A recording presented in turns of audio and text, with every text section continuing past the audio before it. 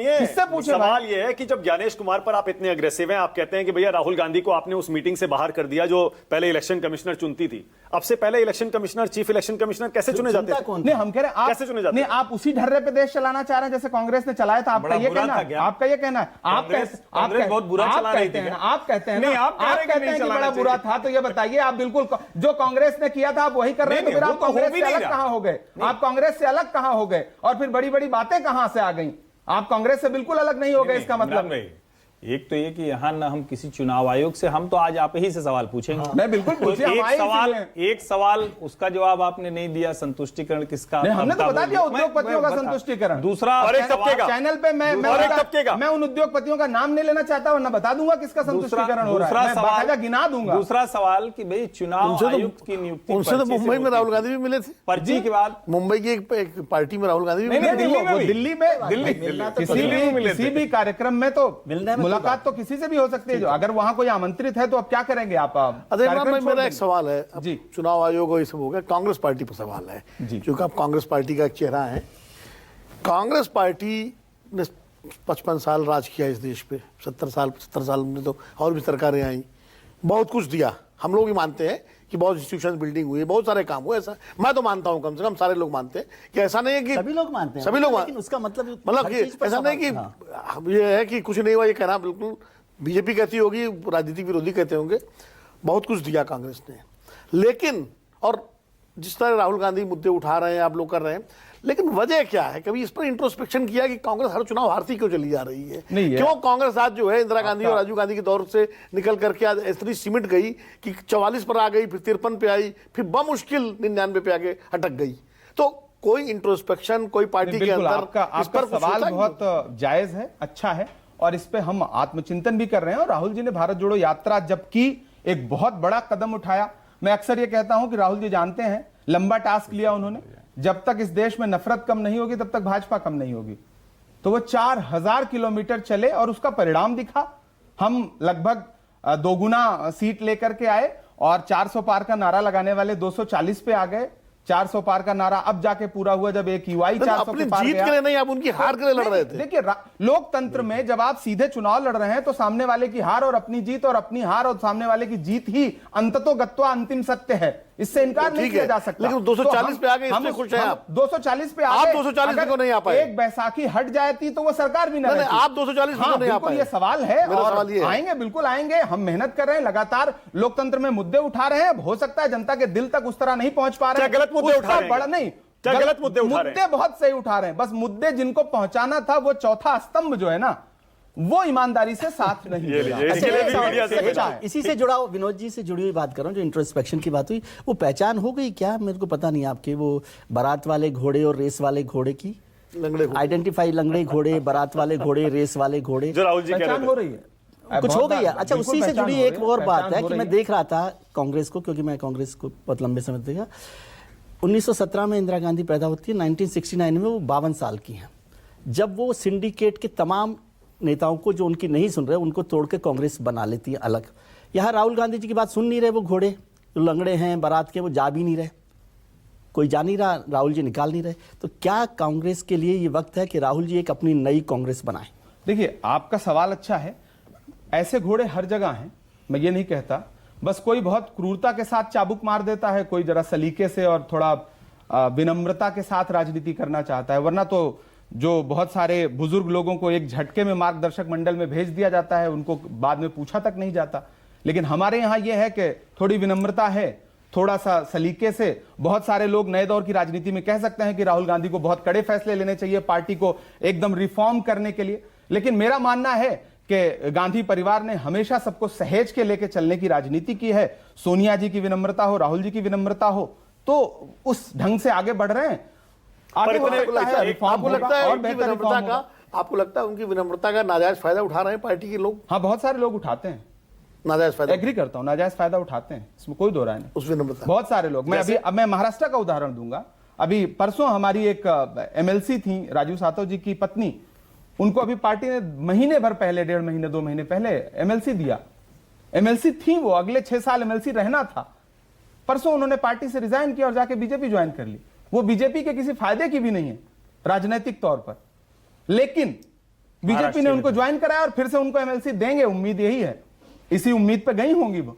तो अब ऐसे में आप बताओ ना कि विपक्ष में बैठी हुई एक पार्टी किसी को एमएलसी से ज्यादा या राज्यसभा जो उसके पास एक ही है उससे ज्यादा क्या मैक्सिमम दे सकती है? महाराष्ट्र में दिया, क्योंकि राजीव सातव जी की अनायास और आकस्मिक डेथ हुई थी और राहुल जी उस परिवार से बड़ी मोहब्बत करते थे। उन्होंने दूसरी बार उनको एमएलसी दी, एक बाई इलेक्शन में दिया और उसके बाद अभी जब फुल टर्म की एमएलसी आई। इसका मतलब इमरान भाई, इसका मतलब एक सेकंड, इसका मतलब ये हुआ इमरान भाई कि अब तक जितने भी लोग कांग्रेस छोड़ के गए हैं बीजेपी में, वो किसी ना किसी लालच में गए हैं, इसमें कोई शक नहीं। नहीं, इसमें कोई दो राय नहीं। आपको क्या लगता है कि उनको पार्टी ने भगा दिया?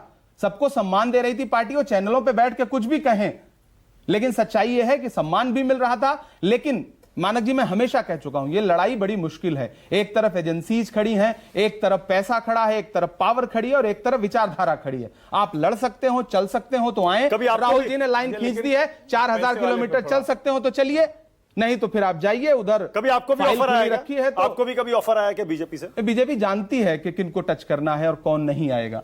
तो ऑफर नहीं आया, लेकिन और अगर आया तो मुझे नहीं लगता कि अगर आया तो वो इतने समझदार हैं, उनको पता है कि किसको टच किसी और पार्टी से ऑफर आया तो नहीं। मैं कांग्रेस के साथ हूं, मैं राहुल गांधी जी के साथ राजनीति में आया हूं। मैं पार्टी नहीं छोड़ सकता, राजनीति छोड़ सकता हूं।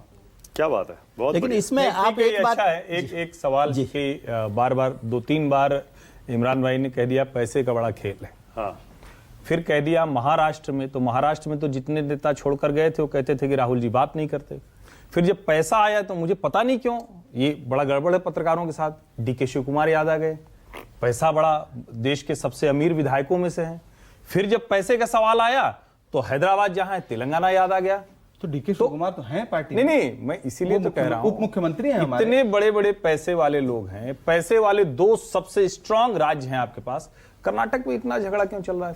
फिर आप संभाल क्यों नहीं वो कहां नहीं संभाल? और कल को अगर चले जाएंगे के तो जरिए मीडिया के जरिए खड़ा किया गया प्रोपेगेंडा है। इसमें भी मीडिया, मतलब इससे ज्यादा भाजपा भाजपा के कौन से राज्य में बहुत शांति से चल रहा है? पर्ची से मुख्यमंत्री बना दिया। आपको लगता है वसुंधरा राजे जी नाराज नहीं है? आपको लगता है कि आपने शिवराज सिंह चौहान जी को यहां मतलब उनका जो पॉलिटिकल वो किया है, कैरियर समाप्ति की कोशिश की, उसके बाद वो नाराज नहीं? आपको लगता है? आपको लगता है कि रमन सिंह जी नाराज नहीं है? बस ये है कि जाएं कहां? ईडी खड़ी है, सीबीआई खड़ी है, जाएंगे कहां? ये ठीक है, जाएं कहां? तो क्या हमारे यहाँ ये है कि हमारे पास ईडी नहीं है, हमारे पास सीबीआई नहीं है, और तो कोई एक आध बार नाराजगी में ये कह देता है कि भाई मुझसे 2.5 साल का वादा किया गया था, तो आप ले उड़ते हैं उस खबर को। अच्छा, कौन सा झगड़ा चल रहा है भाई? डीके शिव कुमार ने यूं ही झगड़ा चल रहा है? डीके शिव कुमार ने सबकी राजनीतिक समझ में आ जाए, बस एक सबकी राजनीतिक महत्वाकांक्षा होनी चाहिए। 1 मिनट सुन तो लीजिए। हाँ, पूछिए।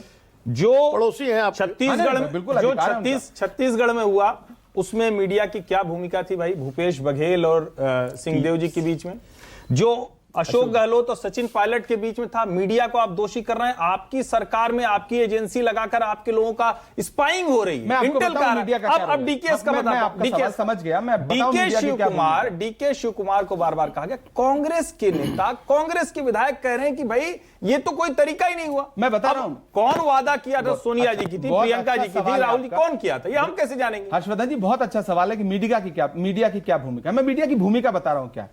जब इससे पूर्व की सरकार थी दिल्ली में और पॉल्यूशन होता था, तो आप ही मुख्यमंत्री का नाम लिख के ट्वीट करते थे, प्रदूषण है, ये सरकार कब सोई, कब गलत बयान ले रहे हैं। आपने पढ़ा है मुझको, मैं आज भी नाम लेके कह रहा हूं। मैंने तो नरेंद्र मोदी, रेखा गुप्ता, योगी आदित्यनाथ, केजरीवाल सबका नाम लिखा है। उससे पहले का आप अपना ट्वीट उठा के देखा करें। आपने लिखा कि सरकारें सो रही हैं। अरे कौन सी सरकार सो रही है? भाजपा की सरकार सो रही है, केंद्रीय मंत्री सो रहे हैं, मुख्यमंत्री रेखा गुप्ता जी सो रही हैं। सीधे हमला करिए ना। बेसिक वो मीडिया की भूमिका क्या है? किसी मामले में अगर पाकिस्तान के खिलाफ पाकिस्तान के लिए जासूसी करता हुआ कोई व्यक्ति पकड़ा गया, उसका नाम एक विशेष समाज से आता है तो उसका नाम लिखा जाएगा। लेकिन अगर वो किसी दूसरे समाज से आएगा तो खबर लिखी जाएगी कि एक जासूस पकड़ा गया। नहीं, ये तो एटीएस ने आमतौर पर मीडिया की भूमिका यही है। नहीं होता है। मीडिया की भूमिका यही है। मीडिया करती क्या है? बहुत सलीके से या तो खामोश हो जाएगी या तो हल्का हाथ रखेगी। लेकिन कांग्रेस शासित राज्यों में छोटी सी छोटी खबर आ जाए, कांग्रेस के राज्यों में मैं इसी को पलट देता हूं। आप डीके शिव कुमार जी के पुराने पिछले हालिया 2 महीने के बयान उठा के देख लीजिए। शानदार सरकार चल रही है, योजनाएं चल रही हैं, सिद्धरमैया जी मुख्यमंत्री हैं, डीके शिवकुमार वही रहेंगे बिल्कुल, अभी तक तो वही हैं और मुझे लगता है रहेंगे भी। अब मैं इसको नहीं पलट रहेंगे देता हूं। तो जो नया आएगा वो भी कांग्रेस का ही मुख्यमंत्री होगा। इमरान भाई, मैं इसको पलट देता हूं। मान लीजिए आपकी सरकार आ गई, कांग्रेस पार्टी की सरकार आ गई, इंडिया गठबंधन की सरकार आ गई, तो क्या देश का मीडिया, जो कि अभी इस तरफ गोदी मीडिया कहा जाता है, वो उस तरफ गोदी मीडिया हो जाएगा क्या? नहीं, हमारे यहाँ तो क्या आप गोदी कोशिश नहीं है। करेंगे क्या? नहीं, क्योंकि मैंने बहुत सारे कांग्रेस नेताओं को सुना है कि मानव हमारी भाई, सरकार आने हमने दीजिए, कोई फिर देखिए कोशिश नहीं पूरा की। सिस्टम पलट देंगे। हमने इस तरह की ये सिस्टम अपने आप पलट जाता है, हमें पता है। बस देखिए पहले क्या था, मैं उदाहरण के साथ दे रहा हूं। पहले क्या था, जो भक्ति भाव था वो प्रदर्शित नहीं होता था। अब संस्थानों में बैठे हुए लोगों का भक्ति भाव उमड़ उमड़ के प्रदर्शित होता है। आपको याद होगा जब प्रधानमंत्री जी 2014 में पहली बार संसद जाने लगे प्रधानमंत्री बन करके, तो शपथ लेने के लिए जा रहे थे, तो उन्होंने देश की संसद की सीढ़ियों पे मत्था टेका था। याद होगा हर्षवर्धन जी आपको भी। सबको याद है। मैं चूंकि पत्रकारिता की मैंने पढ़ाई की है, तो प्रिंट मीडिया में कॉलम की खबरें होती हैं, तो फ्रंट पेज पर कॉलम तोड़ के फोटो बहुत रेयर छापा जाता है, क्योंकि बड़ा स्याही खर्च होती है और लाखों का खर्च आता है। लेकिन देश के प्रमुख हिंदी अखबारों ने जो कॉलम तोड़ के भक्ति भाव प्रदर्शित किया था, वही अंतर आता है। लेकिन कांग्रेस ने उन संस्थानों को, भाई कांग्रेस की सरकार थी 2013-14 में, जब अन्ना आंदोलन हो रहा था, तो मीडिया ने जो रोल निभाया, क्या कांग्रेस ने किसी के यहां एजेंसी भेजा, किसी को धमकाया? अब तो बाकायदा है कि कहां से व्हाट्सएप आ रहा है और क्या चलाना है, क्या खबर नहीं चलानी है, ये एकदम खुला सच है, कड़वा सच है। पर अब तो आपके नेता कहते हैं कि हमारी सरकार आने दीजिए, फिर देखिए हम दिखाते हैं। लोकतंत्र जैसे राहुल गांधी कहते हैं ना, हमारी सरकार आएगी तो ये चुनाव आयोग जितने भी हैं, लोकतंत्र में इस तरह की भाषा बोली जाती है। मीडिया,